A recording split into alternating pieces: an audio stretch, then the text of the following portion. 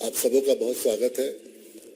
आज हमारे senior leader और नेशनल स्पोक्सपर्सन संबित पात्रा जी बहुत इंपॉर्टेंट इशू लेके आए हैं और इसकी मैग्नीट्यूड इतनी बड़ी है कि बहुत ही डिस्टर्बिंग है सब तरफ, और आज उसका डिटेल लेके संबित जी आए हैं हमारे पास और हम बोलेंगे सर आपको। धन्यवाद पंत साहब, आप सबका स्वागत है। नमस्कार। प्रेस कॉन्फ्रेंस में आज टीवी चैनल के ऊपर अभी जो दृश्य देखने को मिला है वो बहुत ही हृदय विदारक है, बहुत ही चिंताजनक है। अभी राजस्थान के बयाना, भरतपुर के बयाना में जो दृश्य आप सबने देखा होगा, चैनल में अभी चल रहा है। एक ट्रैक्टर एक युवक के ऊपर, जिस युवक का नाम निरपत है, उस युवक के ऊपर चढ़ जाता है और युवक की वहीं पर तत्कालीन हत्या हो जाती है, उसकी मृत्यु हो जाती है। विभत्स दृश्य है। ये केवल एक युवक की हत्या का विषय नहीं है, एक युवक की मृत्यु का विषय नहीं है। ये केवल एक ट्रैक्टर एक युवक के ऊपर चढ़ गया, राजस्थान के एक गांव और एक जिले का विषय नहीं है। ये आज पूरे राजस्थान का विषय है। ये आज कांग्रेस शासित राज्यों का विषय है। बताया गया है कि प्रियंका वाड्रा राजस्थान आज पहुंच रही है। मैं आज भारतीय जनता पार्टी के प्रवक्ता के नाते और पार्टी के एक जिम्मेदार कार्यकर्ता के नाते आज प्रियंका वाड्रा जी से ये डिमांड करता हूं कि इससे पहले वो जनसभा को संबोधित करे, ये जो हृदय विदारक दृश्य है भरतपुर का, हत्या हो रही है, सरेआम हत्या हो रही है, उसकी रिकॉर्डिंग हमारे सामने है। ये लड़ाई कोई आज की नहीं है। अनेक वर्षों की दो परिवारों के बीच लड़ाई, पुलिस ने कंप्लेंट, उसके बावजूद हत्या। प्रियंका वाड्रा पहले उस गांव में जाए, पहले जाके उन पुलिस कर्मियों को, वहां के डीएम, वहां के एसपी और वहां के प्रशासन को सस्पेंड करके वो हिम्मत दिखाए कि वो केवल भाषण और स्लोगनरिंग के लिए नहीं है, वो खड़ी हो सकती है। She has to project that she has the spine, she has the gall to visit Bharatpur, to visit the place where this gruesome incident, this gruesome murder has taken place only a while ago, and the video which has gone viral across the country and beyond is heart-wrenching. This is the call to Priyanka Vadra. Priyanka ji, विषय तो बहुत ही गंभीर है जिस पे आज हम press conference कर रहे हैं, मगर दृश्य देखने के बाद अपने आप को रोका नहीं गया। इसलिए हमने आपसे ये चैलेंज दिया है कि आप पहले वहां जाएं। अब मैं विषय पे आता हूं। हिंदुस्तान की ये खूबसूरती है, लोकतंत्र की ये खूबसूरती है कि जब चुनाव आते हैं तो घोषणा पत्र आते हैं। घोषणा पत्र एक पुलिंदा होता है जवाबदेही का। घोषणा पत्र एक पुलिंदा होता है कि हम क्या करेंगे जनता के लिए, हम किस प्रकार से जनता को आगे उनके विकास के लिए काम करें। अगर घोषणा पत्र आप लागू नहीं करते, जिन राज्यों में आपने इससे पहले शासन किया, जिन राज्यों में इससे पहले आपने घोषणा की थी और वहां घोषणा पत्र लागू नहीं होता है, तो कभी आप खालिस्तान के समर्थन में खड़े हो जाते हैं, तो कभी हमास के समर्थन पे खड़े हो जाते हैं। आज अशोक गहलोत खालिस्तान के समर्थन में उन्होंने बयान दिया है। राहुल गांधी और कांग्रेस पार्टी आज हमास के समर्थक के रूप में पूरे हिंदुस्तान और पूरे विश्व में वो देखी जा रही है। आखिर हमास का समर्थन क्यों करना पड़ रहा है? आखिर खालिस्तान के समर्थन के पीछे अशोक गहलोत को क्यों जाना पड़ रहा है? एक ही शब्द है, तुष्टीकरण। अगर घोषणा पत्र लागू किया होता हिमाचल प्रदेश में, अगर घोषणा पत्र लागू किया होता कर्नाटक में, तो आज खालिस्तान शब्द का प्रयोग नहीं करना पड़ा होता, जिस खालिस्तान के कारण इंदिरा गांधी जी की हत्या हुई।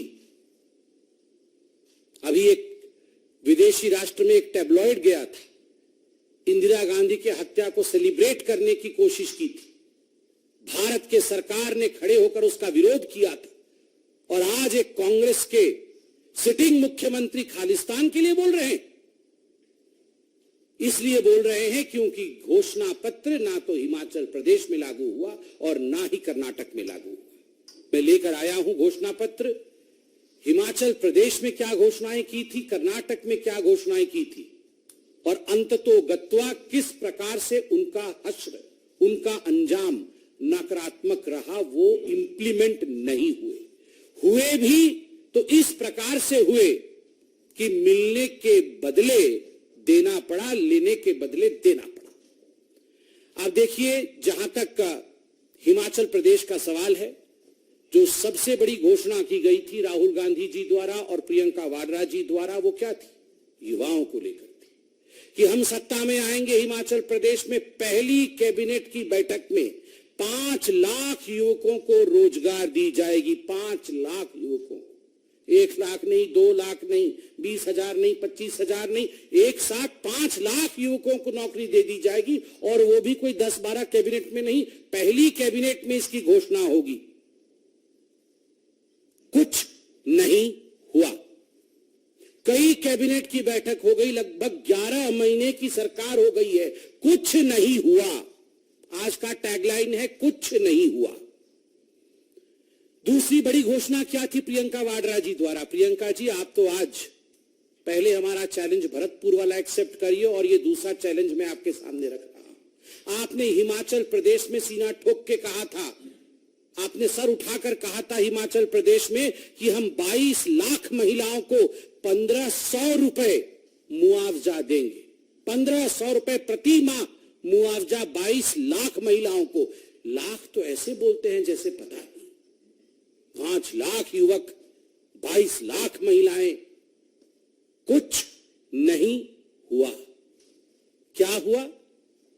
1150 रुपए और 1350 रुपए जो हिमाचल प्रदेश में जयराम ठाकुर जी की सरकार, भारतीय जनता पार्टी की सरकार जो मुआवजा महिलाओं को दे रही थी, जो पेंशन दे रही थी, उसे बढ़ा करके 1,500 कर दिया। 1350 तो हम ही दे रहे थे। आपने कहा था अतिरिक्त 22 लाख महिलाओं को आप देंगे 1,500 रुपए। क्या हो गया? भुगतान क्यों नहीं हुआ? कुछ नहीं हुआ। 300 यूनिट बिजली फ्री देंगे, 300 यूनिट बिजली फ्री देंगे, कुछ नहीं हुआ। उल्टा 125 यूनिट जो फ्री जयराम ठाकुर जी की सरकार, भारतीय जनता पार्टी की सरकार हिमाचल प्रदेश में दे रही थी, उसे भी कैंसिल कर दिया गया। 300 यूनिट बिजली फ्री देंगे, कुछ नहीं हुआ। युवाओं के लिए 680 करोड़ रुपए का स्टार्टअप फंड स्टार्ट करेंगे पहली कैबिनेट की बैठक में, और सब कुछ पहली कैबिनेट की बैठक में ही करने वाले थे। पहली कैबिनेट की बैठक में 680 करोड़ रुपए राहुल गांधी जी युवाओं को स्टार्टअप में देने वाले थे। अंजाम कुछ नहीं हुआ। और तो और प्रियंका वाड्रा और राहुल गांधी जी ने कहा था हिमाचल प्रदेश में जाकर के कि मोबाइल क्लिनिक से हर गांव में हम मुफ्त इलाज पहुंचाएंगे। हर गांव में मोबाइल क्लिनिक जाएगी। पहली कैबिनेट की बैठक में ये पारित हो जाएगी और गांव-गांव में जाके मोबाइल यूनिट काम करेगी। अंजाम कुछ नहीं हुआ। एक भी मोबाइल यूनिट, आप यहां मीडिया के सब वरिष्ठ लोग बैठे हैं, एक भी रिकॉर्डिंग करके लाके दिखा दीजिए कि कहीं मोबाइल यूनिट से वहां चिकित्सा चल रहा है। कुछ नहीं हुआ। पशुपालकों से हर दिन 10 लीटर दूध खरीदेंगे, 10 लीटर दूध खरीदेंगे। यह हिमाचल प्रदेश में कांग्रेस ने अपने घोषणा पत्र में कहा था। गूगल करके अभी निकालिए घोषणा पत्र। हम घोषणा पत्र लेके नहीं आए हैं। कांग्रेस के घोषणा पत्र को हम न चूते हैं न उस पर विश्वास करते हैं। आप जरा रिसर्च कर लीजिएगा, लिखा हुआ था पशुपालकों से 10 लीटर दूध खरीदा जाएगा प्रतिदिन। कुछ नहीं हुआ। मैं तो आज युवकों से कहूंगा, युवकों आज आप ट्विटर में ये हैशटैग चलाइए, कुछ नहीं हुआ। और उसके बाद 2 रुपए किलो गोबर भी खरीदा जाएगा। ये जो लोग गौवंश के खिलाफ थे, दबाव में आके इन्होंने कहा था दूध खरीदेंगे, गोबर खरीदेंगे, उसका भी स्टेटस कुछ नहीं हुआ। ये हिमाचल प्रदेश में स्टेटस है। और तो और हिमाचल प्रदेश में मुख्यमंत्री सक्कू जी, उप मुख्यमंत्री अग्निहोत्री जी और प्रियंका वाड्रा जी ने जाके कहा था कि 63,000 पद अभी खाली है, सरकारी पद, उसमें 37,000 नए पद जोड़ करके 1 लाख लोगों को नौकरी दी जाएगी, तत्कालीन दिया जाएगा। जैसे ही हम सरकार में आएंगे तत्क्षणात नौकरी दी जाएगी। स्टेटस कुछ नहीं हुआ। कुल मिलाकर के ये सब कुछ नहीं हुआ कैटेगरी में। हिमाचल प्रदेश में कुछ नहीं हुआ। अब कर्नाटक में क्या हुआ है इसकी कहानी भी आप सुनिए। आप तो जानते ही हैं, एक ही व्यक्ति के घर से 120 करोड़ रुपए 102 करोड़ रुपए निकल रहा है। ट्रांसपोर्टर, कॉन्ट्रैक्टर, इंजीनियर, जिसको देखो आज कर्नाटक में वो हड़ताल में है। घोषणा पत्र में क्या कहा था? घोषणा पत्र में कहा था कि शक्ति स्कीम लागू होगी, जिसमें महिलाओं के लिए पब्लिक ट्रांसपोर्टेशन फ्री होगा। इंप्लीमेंट करने की कोशिश की गई, नतीजा क्या हुआ? Over crowding. जो लोग शांति प्रिय तरीके से बस में महिलाएं जा पा रही थी वो आज जा नहीं पा रही। जो तनख्वाह मिलती थी बस ड्राइवर, कंडक्टर और उनके स्टाफ को, आज वो तनख्वाहें बंद पड़ी हैं, डिले हो रही है, तनख्वाहें नहीं जा रही हैं। कितना लॉस हो रहा है इसमें बड़े अच्छे से कर्नाटक की मैं अखबारों में देख रहा हूं। Estimated loss is around 1563 crore रुपए for the KSRTC, Karnataka state road transport corporation का लगभग 1600 करोड़ रुपए का नुकसान है। ठीक उसी प्रकार 770 करोड़ रुपए का BMTC का नुकसान है। 906 करोड़ रुपए का NWKRTC का नुकसान है और 810 करोड़ रुपए का KKRTC का नुकसान है। नुकसान ही नुकसान, इंप्लीमेंट नहीं हो पा रहा है।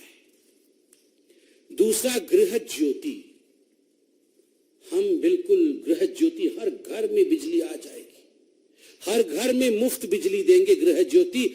आज कर्नाटक में गृह अंधकार, ज्योति पहुंच नहीं रही है, बिजली पहुंच नहीं रही है और इस वादे के कारण आज अंधकार में कर्नाटक डूबा हुआ है। वो होता है ना, आप कुछ भी वो कोई आप दरखास्त लाते हैं कि मुफ्त मिलेगा तो उसमें एक एस्ट्रिक होता है, नीचे कंडीशन छोटे छोटे लिखे रहते हैं, जिनको माइक्रोस्कोप में पढ़ो तो जाके मालूम पड़ता है कि उसमें कंडीशन तो बड़े भयंकर थे। तो गृह ज्योति में भी एस्ट्रिक लगा करके ऐसे कंडीशन लगा रखे हैं कि किसी को गृह ज्योति योजना का लाभ कर्नाटक के अंदर आज कांग्रेस की सरकार में मिल नहीं रहा है। और नतीजा पावर कट, नतीजा टेक्निकल ग्लिच। आप में से कोई भी कर्नाटक में जाकर इस पर शोध कर सकता है। गृह लक्ष्मी योजना, 2000 रुपए मंथली असिस्टेंस। जो महिला परिवार की हेड है उसको 2000 रुपए प्रति महीने दिए जाएंगे गृह लक्ष्मी योजना के माध्यम से। राहुल गांधी जी ने भरी सभा में कहा था, पहली कैबिनेट की बैठक में लागू करेंगे कहा था।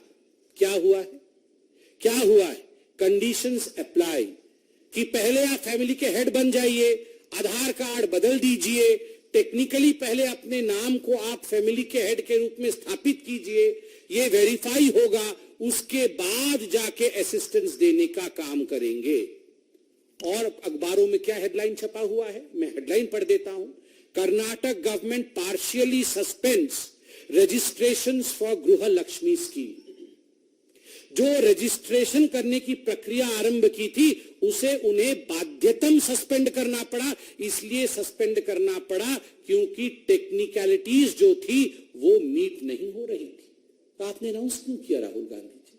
पहले आपको टेक्निकल विषय पे साउंड हो। वैसे राहुल एंड टेक्निकलिटी ये तो एक साथ कभी जा ही नहीं सकते। वो समझते कहां है? वो समझते कहां है टेक्निकलिटी? ये तो आधार के विरोधी थे, ये तो जैम के विरोधी थे। आज कह रहे हैं आधार में ठीक करो, जैम में ठीक करो, तब गृह लक्ष्मी हम लागू करेंगे। इसके साथ साथ अन्य भाग्य योजना, हम 10 केजी चावल प्रति घर के हर सदस्य को 10 केजी चावल दिया जाएगा। आज क्या नतीजा है? दूसरे राज्यों ने भी कर्नाटक को मदद देने से इनकार कर दिया है। दूसरे राज्यों ने भी कहा है कि हम भी ये नहीं दे सकते हैं, आपको इसमें मदद नहीं कर सकते हैं। सारा का सारा ठीकरा केंद्र के ऊपर फोड़ने की कोशिश कर्नाटक की सरकार कर रही है। और जो 5 केजी चावल नरेंद्र मोदी जी की सरकार कोरोना के समय से दे रही है, उसकी भी acknowledgement, even the Karnataka government is not acknowledging what the Modi government is doing of giving 5 kg free rice to every family. बंधुगण, इतना ही नहीं, युवा निधि 3,000 रुपए प्रति महीने कर्नाटक में जो अनएम्प्लॉयड युवक है उसको दिया जाएगा, और 1,500 रुपए प्रति महीने जो डिप्लोमा धारक युवक है उसको दिया जाएगा। 3,000 जो ग्रेजुएट है और 1,500 रुपए जो डिप्लोमा है। स्टेटस कुछ नहीं हुआ, नॉट इंप्लीमेंटेड। आप देख सकते हैं, बड़ा बड़ा स्टेटस लिखा हुआ है, नॉट इंप्लीमेंटेड। बंधुगण, आज ये प्रेस कॉन्फ्रेंस हमने इसलिए किया है, और ये पहला प्रेस कॉन्फ्रेंस नहीं है। हम जिन राज्यों में चुनाव हो रहा है, चाहे वो मध्य प्रदेश में हो, चाहे राजस्थान में, उन चुनावी राज्यों में भारतीय जनता पार्टी, चाहे छत्तीसगढ़ में हो, चाहे मिजोरम में, उन चुनावी राज्यों में, तेलंगाना में भी भारतीय जनता पार्टी जाकर के ये जो विपक्षी दल है अपने घोषणा पत्र में जो लुभावने वादे करते हैं ताकि उन्हें वोट मिल जाए, मगर उनका पालन नहीं करते हैं, इसका खुलासा भारतीय जनता पार्टी हर राज्य में करेगी। और भारतीय जनता पार्टी सीना ठोक के आज ये चैलेंज करती है, ऐसा कोई स्कीम नहीं है जो मोदी जी ने वादा किया है और डिलीवर नहीं किया है। हमने कहा था राम मंदिर बनेगा, बना। हमने कहा था घर में घुस के मारेंगे, एयर स्ट्राइक और सर्जिकल स्ट्राइक हुआ। जो हमने कहा है वो मोदी जी ने किया है। इसलिए लेट्स टेक दिस चैलेंज। जो हमने कहा है वर्सेस जो आपने कहा है, हमने किया है और वहां कुछ नहीं हुआ है। मगर इन सबसे पहले प्रियंका गांधी, प्रियंका वाड्रा जी से मेरी गुजारिश है, क्योंकि ये बहुत सेंसिटिव विषय है, मेरी गुजारिश है कि भरतपुर वाले विषय में तुरंत वो भरतपुर के रवाना और वहां जाके प्रशासन को सस्पेंड करे, वहां जाके गहलोत जी की तरफ से क्षमा याचना करे। और खालिस्तान पर भी जो गहलोत जी सोचते हैं, क्या वही गांधी परिवार सोचती है? हमास पर तो क्या सोचती है वो हम जानते हैं, मगर खालिस्तान पर जो अशोक गहलोत सोचते हैं, क्या वही प्रियंका वाड्रा और राहुल गांधी सोचते हैं? इसका जवाब भी आज प्रियंका वाड्रा दे। बहुत बहुत धन्यवाद।